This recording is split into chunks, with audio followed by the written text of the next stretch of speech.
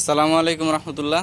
তো আপনারা দেখতে পাচ্ছেন আমরা একটি আম গাছে সায়ান বসাইতেছি গ্রাফটিংয়ের মাধ্যমে।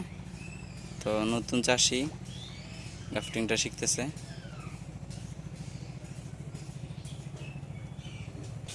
এখন গ্রাফটিং পেপার দিয়ে এটা ভালোভাবে মুড়িয়ে দেওয়া হইতেছে।